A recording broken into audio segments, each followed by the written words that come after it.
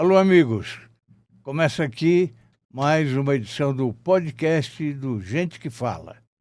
Nós estamos falando para a Com Brasil TV, canal 239 da Vivo, TV aberta, canal 8 da Vivo e 9 da Claro, Instagram, Facebook, AltV do meu amigo Alberto Luchetti, e no YouTube eu peço que vocês se inscrevam e ativem o sininho, tá bom?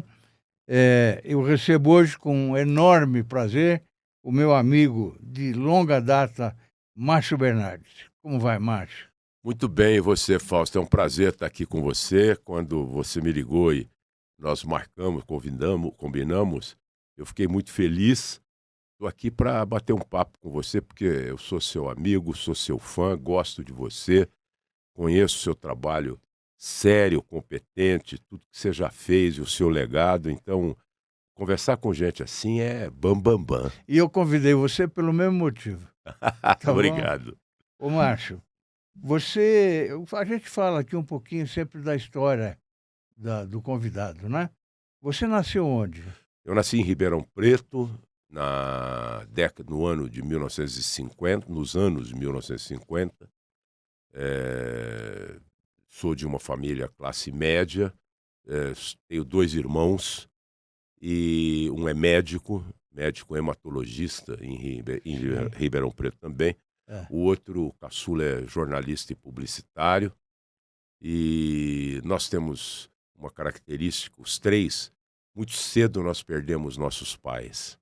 Eu tinha 16 anos quando faleceu o meu pai, logo depois faleceu minha mãe. É muito cedo mesmo. E virei arrimo de família, por isso eu nem fiz o tiro de guerra. Sim. E tive que encarar a vida, né? Sim. Tive que trabalhar, porque dinheiro não cai do céu.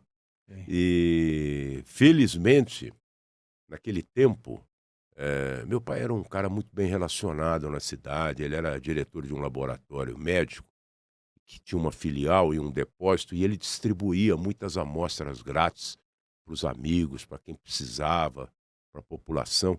E além do relacionamento dele social, pessoal, profissional, foi diretor do comercial. Então, por exemplo, no açougue, eu tinha uma caderneta. Eu ia lá, comprava a carne e não pagava. Você entendeu? Era assim naquela época. No armazém, eu também tinha caderneta e não pagava.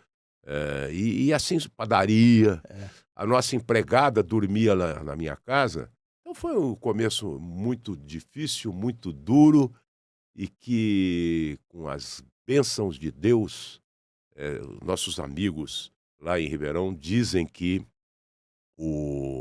nós tínhamos tudo para ser desviados, drogados, bandidos e outside da sociedade, né? Mas, graças a Deus, nos tornamos cidadãos. E você fez tudo isso com muita altivez e competência. Eu sei que, com 14 anos, você era repórter da Organização de Rádio e Televisão Colorado. Com 14 anos. Na escola, eu fazia colegial no Colégio São José. E arrumei, numas férias de julho, um serviço. Eu vou fazer um jornalzinho estudantil para distribuir para algumas escolas aqui da região central de Ribeirão. Um jornal mesmo, de verdade, com papel jornal, tamanho tabloide, etc, etc, etc. E aí, saí buscando patrocínio, mas eu não tinha o que apresentar. O jornal seria o primeiro número, eu estava no 0. E aí peguei um boneco, um modelo, um papel jornal em branco, e desenhei como seria o jornal que eu queria, a voz do estudante, e saí pelo comércio. Ao mesmo tempo, eu fui a um jornal da cidade buscar o orçamento para fazer 5.000 exemplares daquele jornal. E o cara me deu lá um preço, sei lá, vamos pôr aí, R$5.000. E eu falei, vixe, é dinheiro pra caramba. Isso bem criança, com essa idade aí que você falou. Aí me disseram, tem um outro jornal aí que é mais barato e tal. Fui lá e o cara já fez por 3.000. E eu na rua vendendo anúncio, batalhando. Aí eu já tinha lá quase 3.000 que daria para pagar a edição. E aí apareceu um outro amigo e falou: ó, procura uma gráfica tal, que eles também imprimem jornal e tal. Fui lá, era 1.500. Falei, vixe, pô, eu vou realizar o meu sonho, eu vou fazer um jornal, eu vou distribuir. Era Colégio Santa Úrsula, Colégio Metodista, Colégio Auxiliadora, Vita e Pax, eram 5, 6 escolas, Marista. E aí, eu falei, vou ganhar grana, vai sobrar. O primeiro exemplar do jornal, sobrou uma grana legal, você entendeu? Falei, pô, vou fazer disso a minha atividade profissional.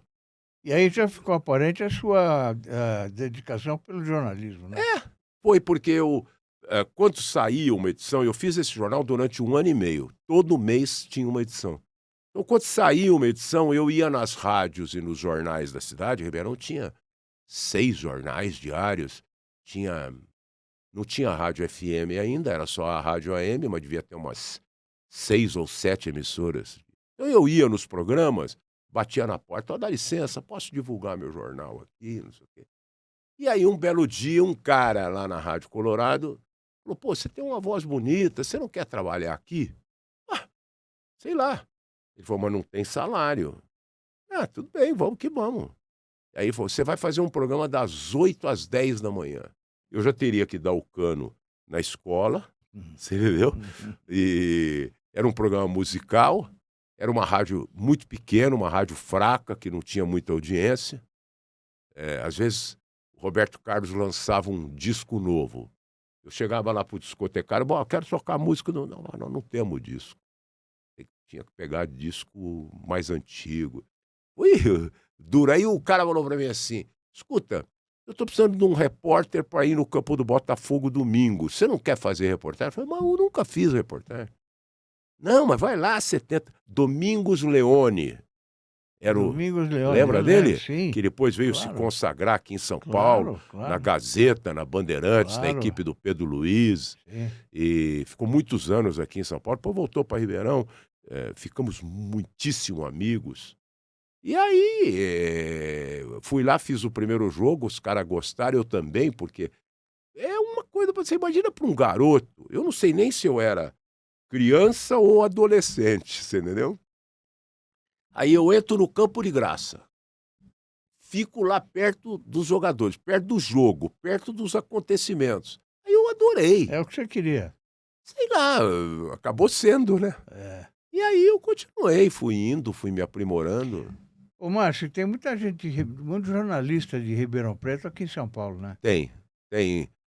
Um dos mais destacados um dos primeiros foi o Domingos Leone, que eu falei. Teve o Luiz Aguiar, foi diretor artístico sim. Infelizmente já foi. Foi. Ele é de Barretos, mas se consagrou em Ribeirão Preto. Estava morando em Ribeirão até morrer. E vieram o Datena, por sinal é meu afiliado. Quem colocou o Datena no meio de rádio e televisão fui eu. Então, Ribeirão é uma cidade... Heraldo Pereira, que é apresentador do Jornal Nacional. É uma baita cidade, né, Ribeirão? Uma... Esse apelido seu, Bam Bam Bam, de onde veio? Isso aí surgiu quando eu já não aguentava mais ser repórter. Eu não aguentava cobrir os clubes pela Rádio Globo, ter que ir no clube todo dia, acompanhar, porque naquele tempo o trabalho de reportagem não é como hoje. Hoje os repórteres têm dificuldade para acessar os treinos, os clubes, muito complicado, muito burocrático. E eu não, eu e meus colegas naquela época, a gente ia cedo, ia tarde, treinava, ficava dentro do campo enquanto o time estava treinando. Tínhamos uma relação muito próxima com os jogadores, mas isso foi... eu vim para São Paulo, efetivamente, no começo da década de 80. E eu, durante 10 anos, eu fiz esse trabalho de reportagem. E aí, o meu chefe era o Osmar Santos. Eu falei para ele, olha, Osmar, eu não estou aguentando mais ser repórter. Eu estou cansado. E naquele tempo, a transmissão de futebol, o locutor da transmissão, ele abria a transmissão às 2 horas da tarde, às 4 tinha o jogo, ele ia até às 6 e aí abria o pós-jogo.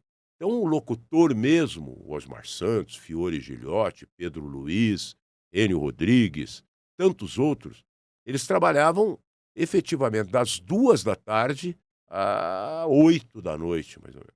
Aí eu propus ao Osmar, vamos fazer um programa pós-jogo e eu apresento. Então eu aciono os repórteres nos vestiários, eu aciono os comentaristas, aciono você, repito os gols, faço aquele coisa que hoje é bastante consagrado como Sim. pós-jogo e tal.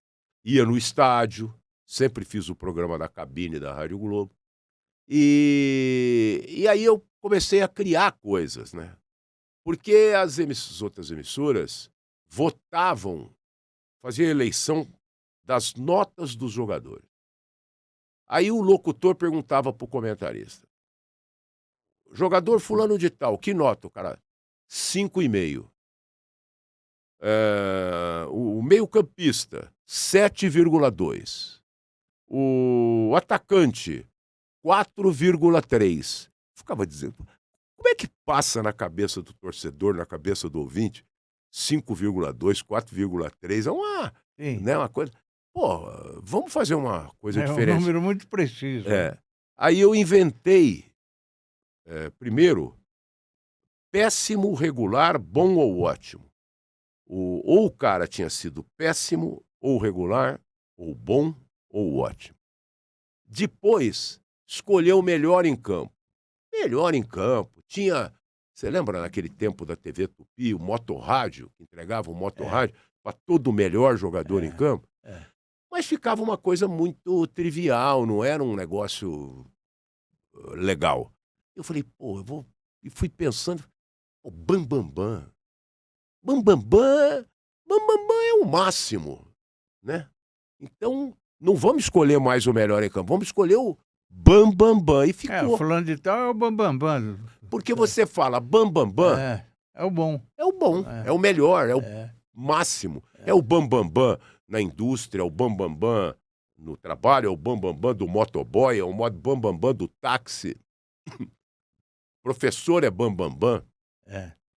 E ficou. Isso mesmo. Aí passou um pouquinho, quando nós montamos em 2000 a equipe na Transamérica, o Luiz Guilherme Albuquerque, que era o diretor-geral da rádio, chegou para mim, pô, você escolhe o melhor em campo, Bambambam, você tem que escolher o pior.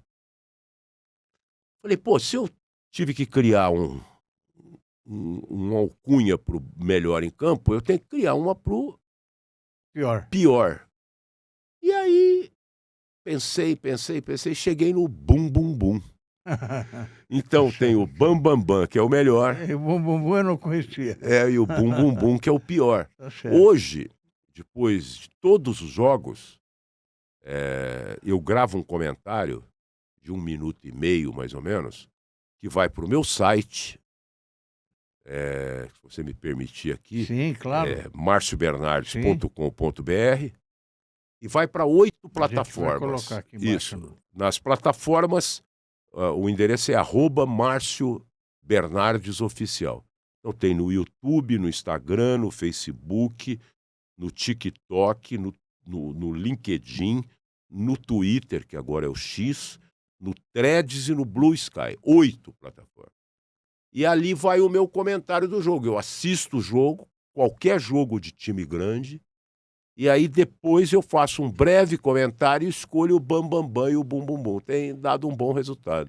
3 milhões de visualizações de vídeo, 2 milhões de pessoas alcançadas. Que números estrondosos, hein? Eles são bons números, mas perto dessa maluquice que está hoje, e muito por causa do meu perfil, porque é assim, ô Fausto, hoje a internet, ela é uma peculiaridade de cada plataforma. Você tem algumas plataformas que são mais masculinas, você tem outras que são mais femininas, tem outras que são mais escandalosas, fica falando, inventando coisa de artista. caras pegaram agora que a Paola Oliveira teria feito uma cirurgia íntima. Isso dá clique, dá audiência. Só que eu não sou essa praia, eu não sou esse caminho. Eu sou um cara mais ponderado, mais discreto. Se eu disser aqui agora que o Neymar tá com uma amante, nossa senhora, eu vou dar clique, os caras vão repassar a minha gravação. Agora, o que eu tenho com a vida do Neymar? O que eu tenho das amantes dele, da mulher Aliás, dele? nós vamos daqui a pouco falar um pouquinho do Neymar, viu? Vamos. Mas, Márcio, entre 70 e 72, você assumiu a editoria política do Diário de Ribeirão Preto, em plena ditadura, isso. Foi. Como é que foi essa experiência aí para você? Na política, porque... eu era muito menino, Fausto. Eu não tinha nenhuma experiência política, eu não tinha nenhuma experiência de vida. Era criança, um jovem, e 16 para 18 anos. E esse foi um trabalho concomitante que eu fiz com o meu jornal, A Voz do Estudante, e com as rádios que eu trabalhei em Ribeirão. Porque depois da Colorado, eu fiquei alguns meses na Colorado, já veio uma rádio maior, e aí me contratou, me registrou, e depois eu passei por uma outra maior. Então, foi um trabalho de crescimento pessoal, profissional. E eu não tinha muita noção da ditadura, eu não tinha muita noção de tudo aquilo que acontecia. A política não colou muito, não, né? Os caras me deram essa editoria, na verdade, no fundo, que não tinha outra. Você conhece aquele ditado, se não tem tu, vai tu mesmo? E eu fiquei muito pouco tempo. Eu fiquei pouco tempo porque eu gosto muito de discutir política, eu gosto muito de viver a política, mas nunca fui de participar da política partidária. Você sabe que em 1992, o governador de São Paulo era o Luiz Antônio Fleury Filho, de quem você foi um grande secretário. Ele me chamou, ele fez um almoço no Palácio dos Bandeirantes e ele levou o Nelo Rodolfo, o Milton Neves, o Dalmo Pessoa, o Fiore Gilhote e eu. E disse para os caras, para nós, eu quero que vocês sejam candidatos a vereador pelo MDB. Quero fazer uma grande bancada de vereadores do MDB. Vocês topam? Aí o Fiore falou assim, olha, governador, eu já fui candidato há 2 anos para deputado, perdi, quero tentar mais uma vez, eu tenho muita densidade no interior e bababá. O Nelo falou assim, eu topo. O Dalmo Pessoa era suplente, eu topo. O Milton Neves falou, eu não, por quê? E não topou, e eu falei, governador, eu tenho uma vida muito ativa, não só no jornalismo, como na área de publicidade. Eu abracei fortemente aqui em São Paulo. E eu não vou ter tempo para ser político, como deveria, né? Como tem que ser. Se dedicar e participar das sessões plenárias, de ir atrás de... Meia boca não adianta. E aí eu não aceitei. O Nelo ganhou, foi super bem votado, depois até foi presidente da Câmara. O Dalmo ganhou, não foi mais suplente, foi efetivo. E eu não fui. Eu sempre vivi a política paralelamente. Mas eu gosto muito e tal, mas não sou dessa praia, nunca fui candidato, nunca fui filiado a partido nenhum. E estou vivendo até hoje. Eu prefiro ser estilingue, viu, Fausto? Tá certo. Márcio, quando você começou a transmitir campeonatos da CBF? Foi primeiro em Ribeirão Preto, né? CBD, né, na época. Até 78 a seleção jogou. A Copa foi a minha primeira Copa. Sim. 1978 na Argentina, como CBD. O presidente era o almirante Heleno Nunes. Isso. Ali naquele tempo, eu já cobria Campeonato Brasileiro. Você não lembra? Em 77, tinha um slogan famoso, onde a Arena vai mal, um time no Nacional. Ou seja, a Arena era o partido do governo militar. E se a Arena tivesse mal lá, eles punham um time. Então, o Campeonato Brasileiro tinha 100 times, né? E eu cobri o Botafogo, lá em Ribeirão Preto. Botafogo jogava contra todos esses times. O Botafogo até fez uma grande campanha naquela época. Foi aí que tudo começou, em Ribeirão. Coincidentemente, como o Botafogo estava jogando bem, ganhando os jogos, ele ia jogar contra um time de grande aqui de São Paulo, lá em Ribeirão. E o saudoso Cândido Garcia me telefonou. Eu trabalhava na Rádio Cultura, que era afiliada da Jovem Pan. E ele falou para mim: ô Márcio, você não quer gravar um boletim do Botafogo para a gente pôr no ar aqui no Jornal de Esportes, na hora do almoço e tal? Eu falei: gravo, tudo bem. E gravei um boletim informando o time do Botafogo, como estava o treino. O técnico era o saudoso Jorge Vieira. O Sócrates já estava aparecendo para o Brasil. Tinha um time de veteranos, tinha o Aguilera, que era um goleiro do Paraguai, o Lorico, tinha sido um astro aqui na Portuguesa, veio da Portuguesa Santista. Tinha o Zé Mário, que era uma jovem... Foi na seleção, foi na Copa de 78, mas morreu precocemente de leucemia. Tinha o Arlindo Fazolin, que jogava no São Paulo. E aí, eu gravei o primeiro boletim, eles gostaram.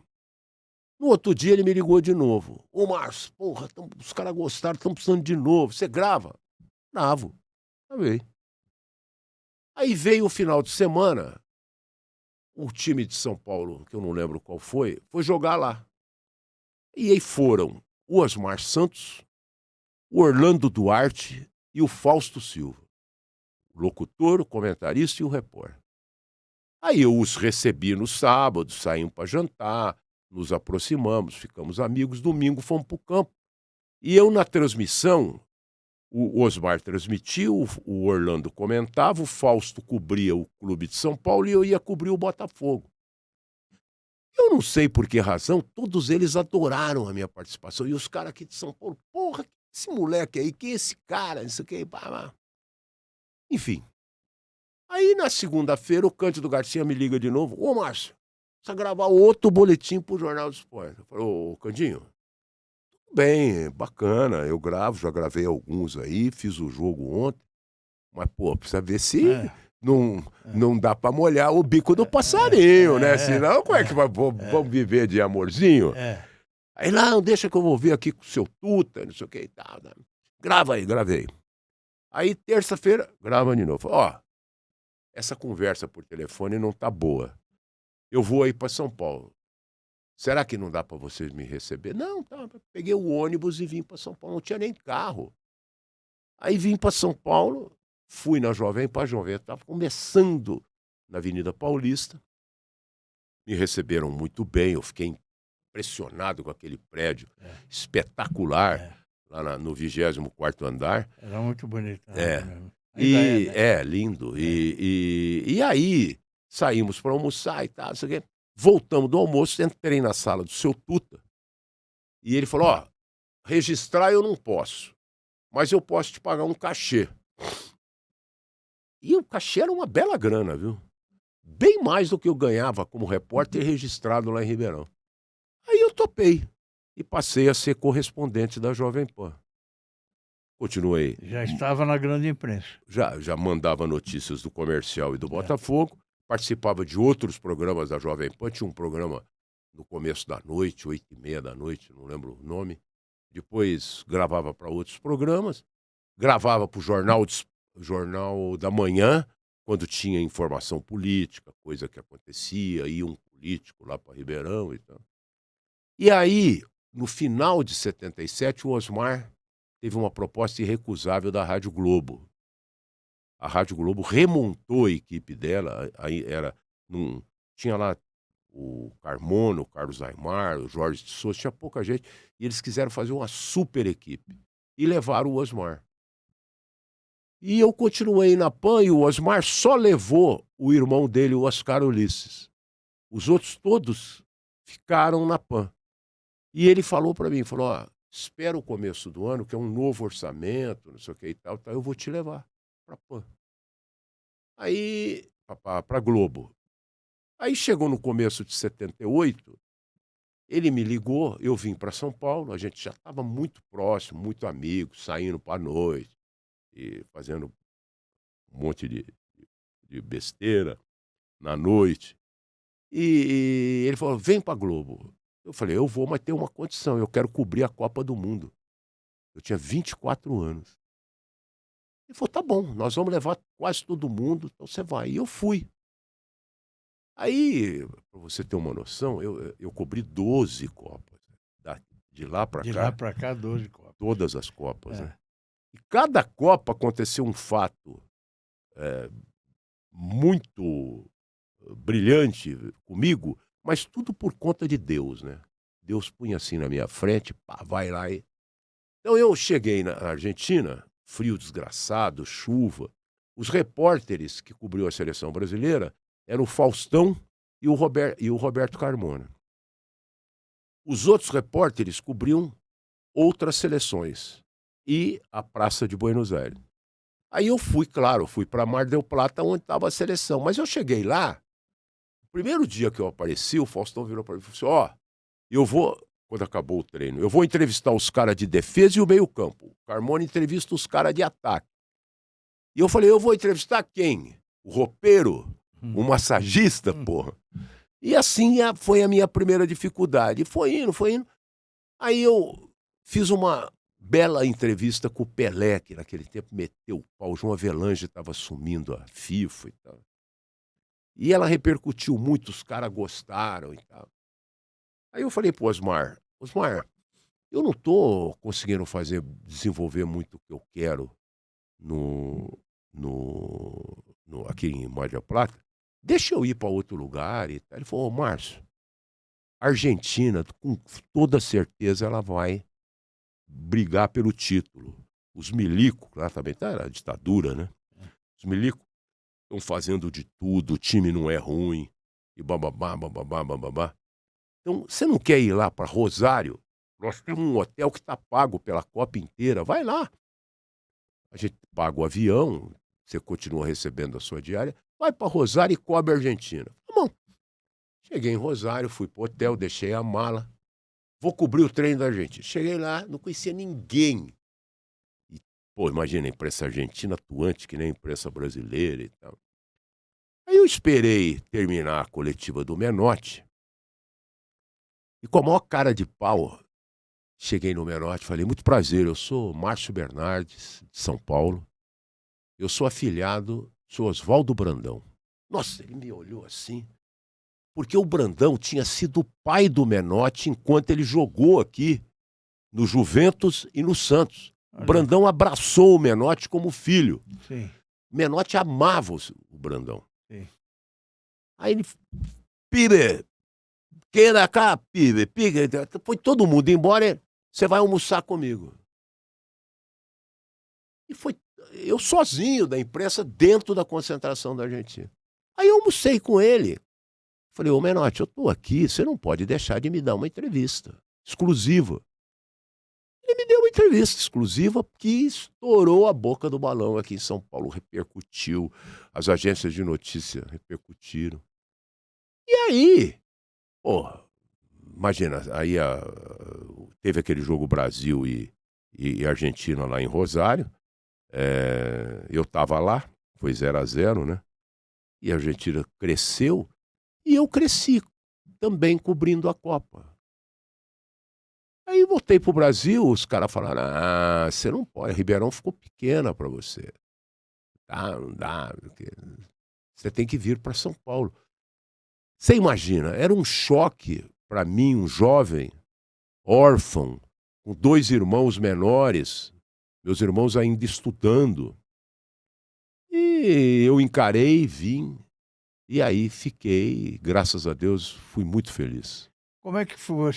Quando e como foi a sua ida para a Gazeta? A Gazeta foi em 89. Mesa redonda. Foi. Né? Eu já estava mais ou menos consagrado. Que foto, hein? Chico, Dalmo, eu, Avalone, Mauro Betti, Nelsinho Batista. E quem é esse outro cara aí? Eu acho que é o Nabi, não é não? Nabi, sim, Nabi Chedi. Pode ser. Ele mesmo. Então. Ele estava um pouquinho mais gordo aí.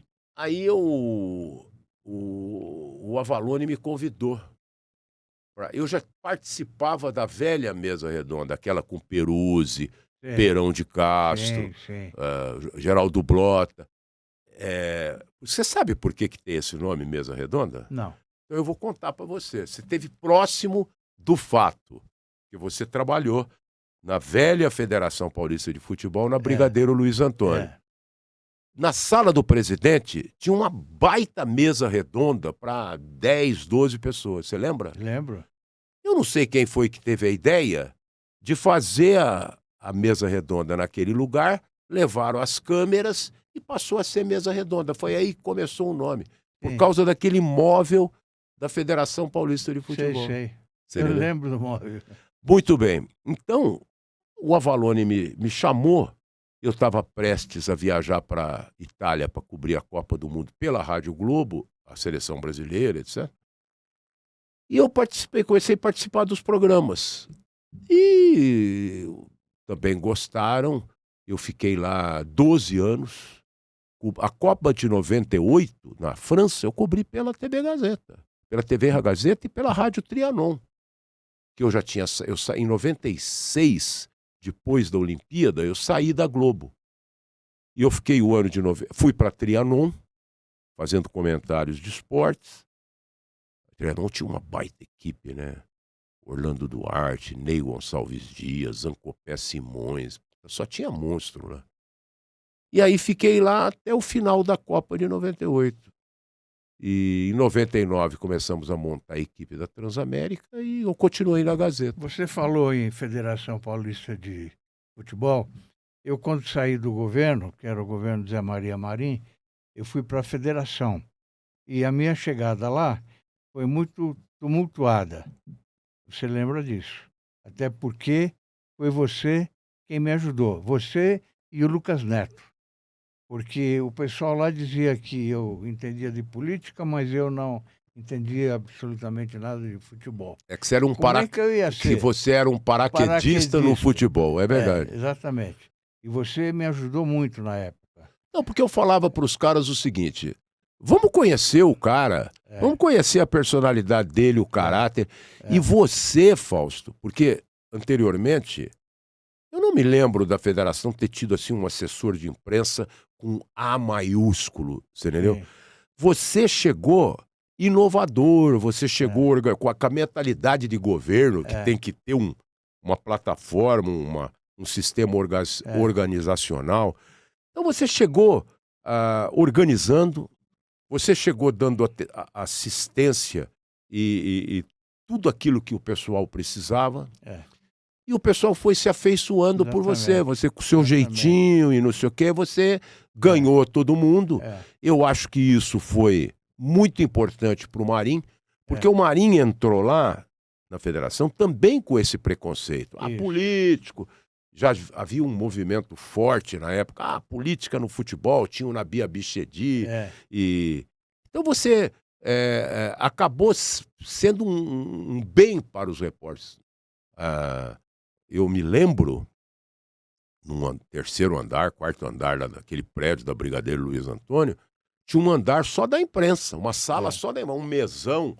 Aí você, uma coisa simples, você mandou pôr uma garrafa térmica de café lá com os copinhos de plástico.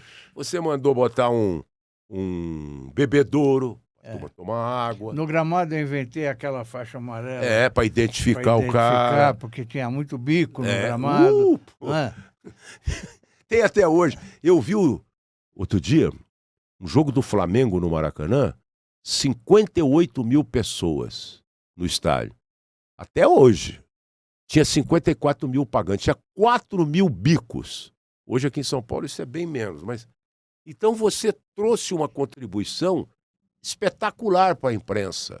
E aí todo mundo passou a te ver com outros olhos. Mas eu sou grato a você, porque você que me ajudou na época, conversando com os colegas. Era uma turma você boa. E o Lucas também ajudou. Você apresentou o programa Esporte e Companhia na Rádio Excelsior, atual CBN, hoje. Isso foi em 90. Aí. Esses foram alguns convidados que eu levava no programa, quanta gente boa. Mino Carta, olha, Zé Serra tinha cabelo, Tinha cabelo. Tony Ramos, É. Maurício de Souza, aquela ali era a turma do... Aquele programa ali foi uma entrevista, porque você vê que tem vários caras, né? Tem o cara que jogava basquete, o Rui Chapéu, o O Birubiru, chapéu o Éder Joffre, sinuca. Vanderlei Ribeiro. Esse primeiro aqui eu não sei quem é. Aquele outro ali é o Michel Serdan, pai do Paulo Serdan, da Mancha Alviverde, você entendeu? Então, esse programa era assim. Como sempre querendo fazer coisa diferente, eu cheguei em 1990 na Globo, depois de um belo trabalho na Copa do Mundo. A seleção brasileira foi muito mal, perdeu no quarto jogo para a Argentina e eu fui, modéstia à parte, muito bem nas reportagens. Basta te dizer, essa história é muito curiosa. Nas semifinais da Copa do Mundo, teve um jogo Argentina, Itália e Nápoles. E estavam lá em Roma os tricampeões do mundo, patrocinados, eu não lembro qual era uma multinacional, uma empresa que pagou para os caras ficar lá o tempo inteiro. Só que o Brasil saiu no quarto jogo, jogou os 3 primeiros classificatórios, a quarta de final, perdeu para a Argentina, e os caras estavam com tudo pago lá na Itália. Tinha que ficar lá. Tinha hotel, tinha comida, tinha estrutura.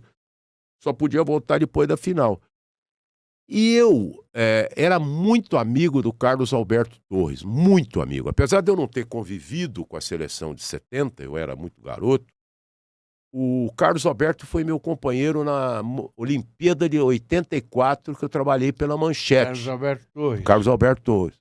Estava lá. Carlos Alberto, Brito, Paulo César Caju, Rivelino, Leão. Estava todo mundo, a seleção inteira, menos o Pelé. E aí, nesse jogo, Itália e Argentina em Nápoles, eu falei pro Carlos Alberto, eu tinha um carrinho, uma porcaria de um Fiat 147, sei lá que carro que era, que a Globo tinha alugado para mim. Falei, ô Capita, eu vou amanhã para Nápoles ver a semifinal Argentina e Itália.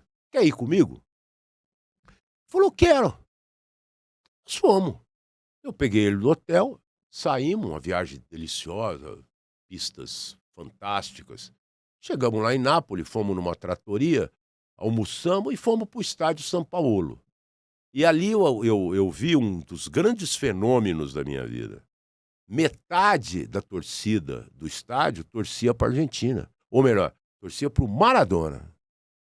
E a outra metade italiana. Você já viu italiano torcer contra a sua seleção? É a mesma coisa que o brasileiro torcer contra o Brasil num jogo contra, sei lá, Argentina, Itália, Espanha, sei lá o quê. Aí terminou o jogo, a Argentina se classificou para a final. Tirou a Itália. E na outra chave, a Alemanha tinha se classificado. Aí eu fiz as minhas entrevistas lá no vestiário, pegamos o meu carro e voltamos para Roma. Estava começando o telefone celular naquela época. Tocou o telefone celular do Carlos Alberto Torres. Sabe quem era? Franz Beckenbauer. Só isso. Franz Beckenbauer, técnico da seleção alemã que ia disputar a final da Copa do Mundo e que era amicíssimo dele porque eles jogaram juntos no Cosmos, em Nova York, junto com o Pelé, com o Oscar, Quinalha, toda aquela turma. Aí o Carlos Alberto falando com ele em inglês. Tá bom. Aí ele desligou o telefone e falou para mim assim, Márcio, você vai ter que torcer para a Alemanha na final. Por quê? Porque o Beckenbauer acabou de me convidar para participar. Eles vão ficar aqui em Roma à noite, depois da final, e só vão para a Alemanha no outro dia. Eles estão num resort aí, não sei o quê. Aí eu falei, e eu com isso? Ele falou, não, eu vou levar você. Então vou torcer para a Alemanha.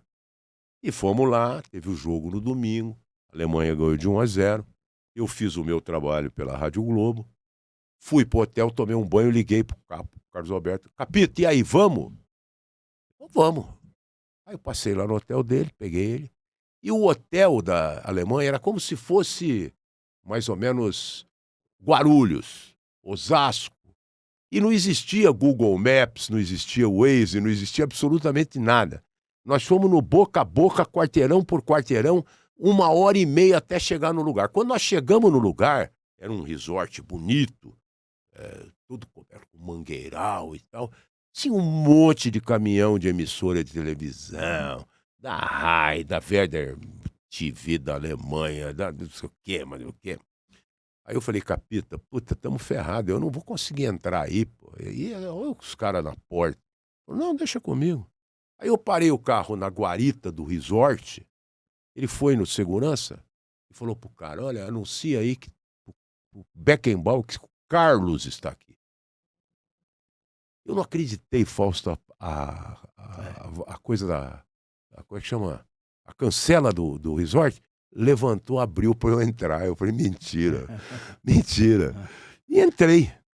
E meio disfarçado para ninguém me enxergar no carro, me reconhecer.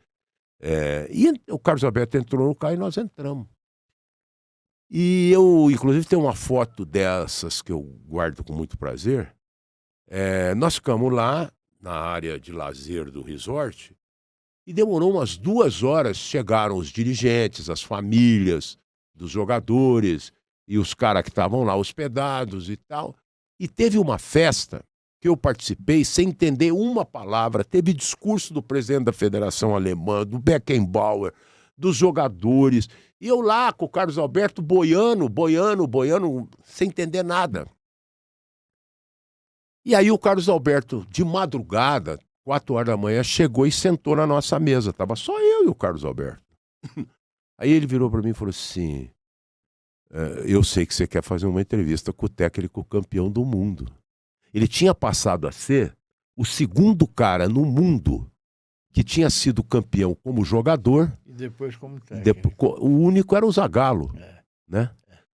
Aí eu fiz uma gravação com ele de 1 hora, com um gravadorzinho Panasonic pequenininho, que a fita terminou, a primeira parte terminou, e ele continuou falando, o Beckenbauer, dá licença, para um pouquinho, imagina isso. Para um pouquinho que a fita acabou. Aí eu parei o gravador, virei a fita, podemos continuar. Eu penso nisso hoje, é um negócio surreal. Que diferença, não? Aí fiz aquela entrevista e mandei para São Paulo no outro dia, e ela foi na íntegra no Globo Esportivo da Rádio Globo às 6 horas da tarde. Era o Jornal Nacional do Esporte. Então você imagina o cara, técnico campeão do mundo, com uma entrevista exclusiva para a Rádio Globo, falando em Rádio Globo, falando em Brasil, em seleção brasileira, e etc, etc, etc.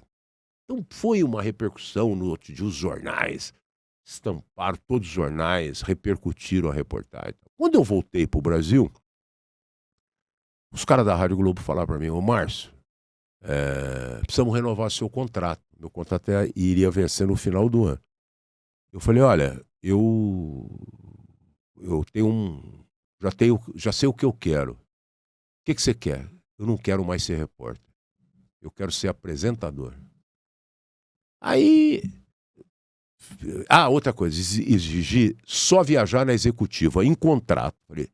E nunca mais dormir com ninguém nos quartos. Porque eu tinha dormido com um amigo meu, um operador da Itália, saudoso, um amor de pessoa, amava ele, Antônio Bezerra Leite. E ele roncava. Puta, eu vou te contar uma coisa, mas roncava para acordar o hotel.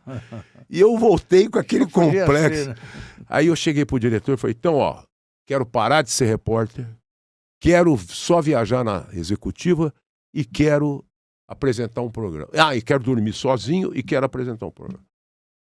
Aí ele falou assim, e aumento? Eu falei, aumento eu não quero nada, tá bom, o que eu ganho já tá beleza.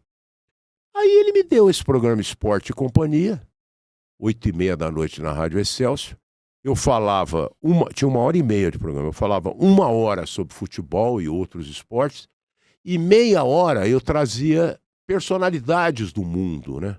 Então, nós mostramos aí alguns dos convidados, foram centenas. O Tony Ramos, por exemplo, ele ia lá, falava do São Paulo, ele é São Paulino fanático, e acompanha o São Paulo, acompanha o noticiário, e depois falava da peça dele que estava em cartaz, você entendeu?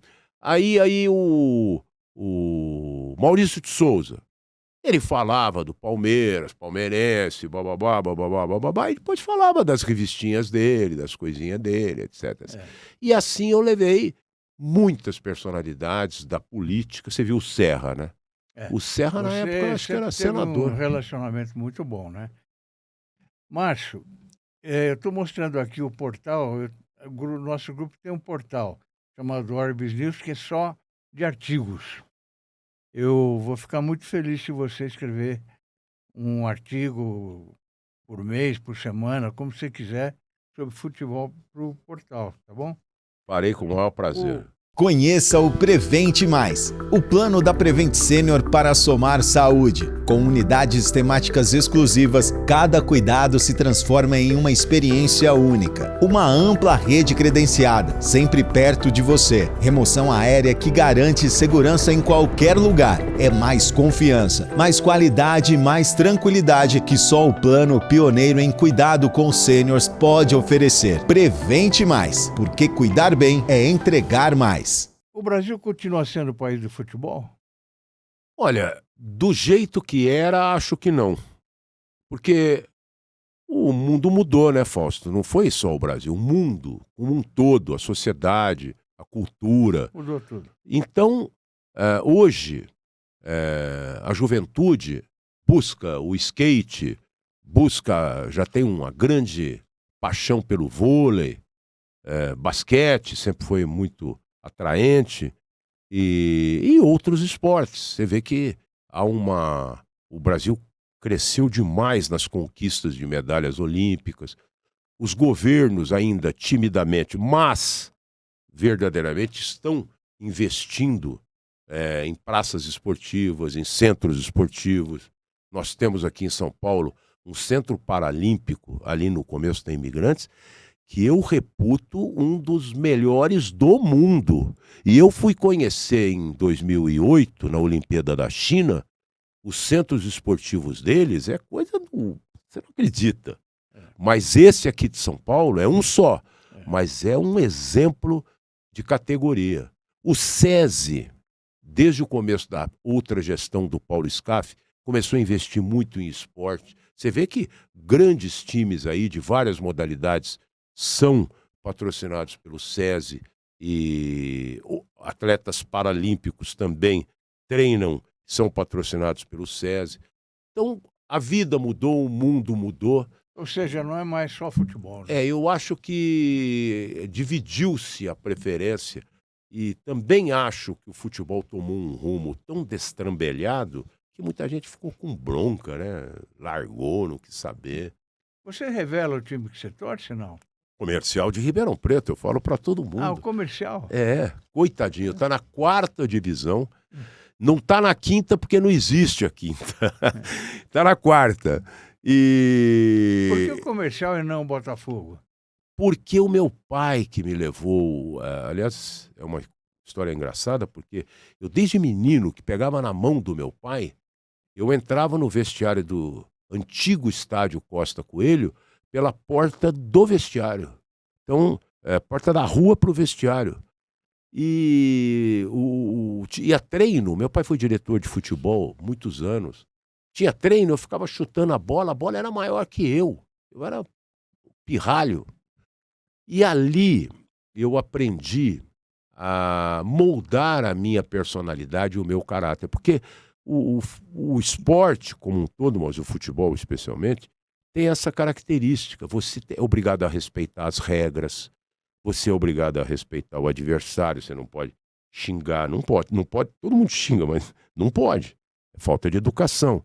Você não pode dar um bico na bola, dar um soco no juiz, se não concordar com a marcação dele.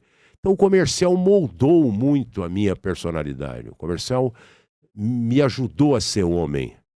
E ele teve um grande time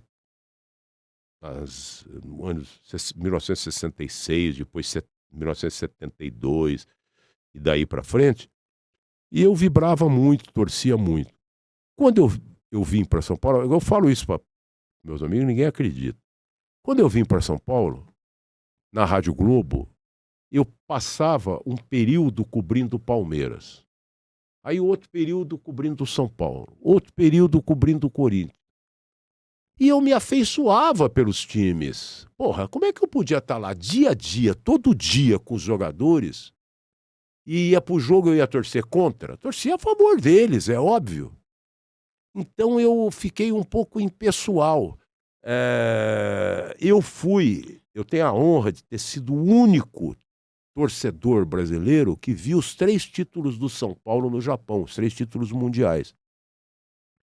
E no título do Corinthians tem uma curiosidade, porque nós estávamos na cabine da Transamérica, o Éder Luiz, o Henrique Guilherme, o Marco Belo, que era o repórter, esse sim é corintianíssimo, e eu. Quando o Corinthians marcou o gol dele, eu comecei a pular de um jeito, a vibrar de um jeito, igual toda aquela fanática fiel torcida que estava no estádio de Yokohama. O Marco Belo estava sentado, ele olhou para mim assim para trás e falou: ô Bambambam, você então é corintiano? Você entendeu?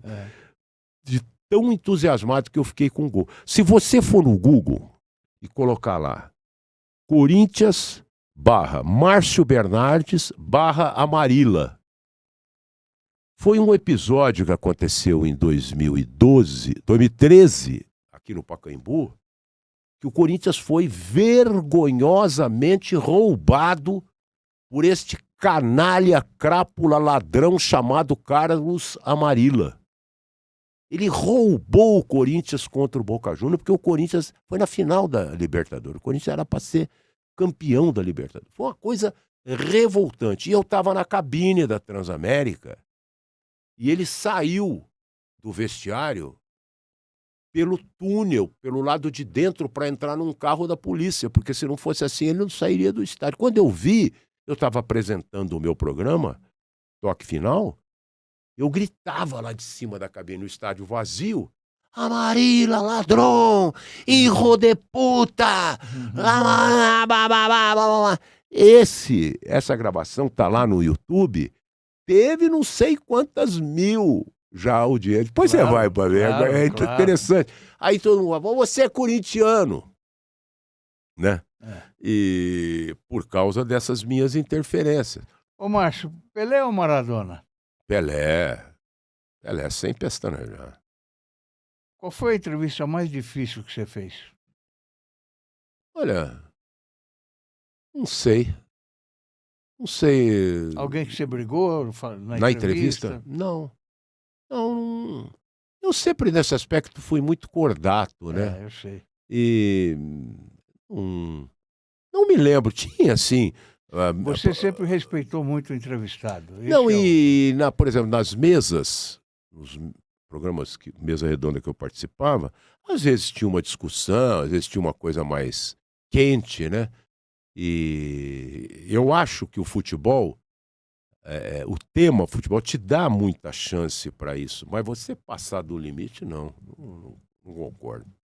Durante a sua carreira, Márcio, você conheceu diversas personalidades do esporte, não é? Temos uma foto aí que eu queria que você identificasse alguns. Olha aí. Eu na bom, Bia, na Bia Bichedi, o Henrique Guilherme, querido Henrique Guilherme. Faz tempo que eu não vejo o Henrique. Essa foto aí foi em Guadalajara, no México. Olha o Henrique, tá bonitão, barbudo. Legal. Hoje ele tá de cabelo branquinho, né? Tá. Barba branca. Tudo. Essa foto de baixo é o Luiz Pereira e o Amaral no Maracanã, depois de um treino da seleção em 78. Aqui de azul. Esse é o Viola. Foi no camarote da prefeitura, no Carnaval. Eu não lembro se foi 99. Eu coloquei essa foto aí outro dia no meu TBT do Instagram. Você sabe que passou de 100 mil views? Espetacular. Olha o Viola como é simpático. Aqui debaixo do Luiz Pereira e do Amaral é o Zico. Essa aí foi... Eu acho que foi em Mar del Plata, não lembro. Não, foi no México. Eu tô com essa camisa aqui. Era uma camisa feita pelo Sistema Globo de Rádio, cavado sem manga. E eu estava entrevistando o Zico. A outra lá é com o tal de Edson, né?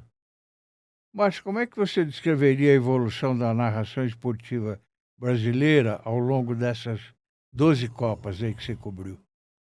Olha, Fausto, no rádio, que eu sou apaixonado e que todo mundo diz, surge um negócio, o rádio vai morrer, e o rádio está cada vez mais forte, cada vez mais sobrevivente. Sim. Eu costumo dizer... Vai morrer nunca. Eu costumo dizer o seguinte, que 6 horas da tarde tem 7 milhões de carros circulando em São Paulo. Sim. O que esses caras estão fazendo? Essa audiência é maior do que muito programa da Globo. Então, no rádio, eu acho que a transmissão ela evoluiu positivamente pelo lado jornalístico da informação e pelo lado da distração, do entretenimento, com o surgimento do Osmar, o poético Fiore Gigliotti, a presteza do José Silvério, tantos outros locutores corretos.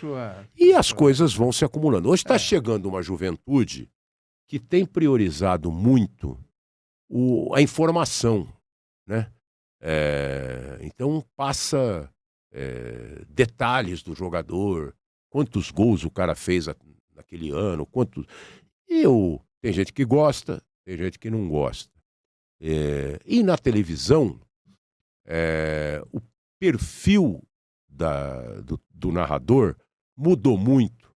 E eu acho legal, porque na televisão você não precisa falar que o Fausto tá com a bola, passa a bola pro Márcio. Isso. Pô, a imagem tá mostrando. Você tem que mostrar outros detalhes. Narra como se fosse rádio. Nós estamos chegando no final, infelizmente, mas eu tenho que perguntar, como é que você avalia o Neymar? O Neymar, ele passou por vários ciclos da vida. E um craque indiscutível, um craque excepcional, um craque... fazer o sucesso que ele fez no Barcelona... né? Deve ir para a seleção, né? Eu não sei. Hoje, nós estamos gravando dia 5 de fevereiro. Ele já não jogou ontem contra o São Paulo. Ele seria convocado e escalado. Ele fez uma cirurgia que eu também fiz nos 2 joelhos, igual. Em 25 dias eu estava recuperado, eu estava correndo de novo.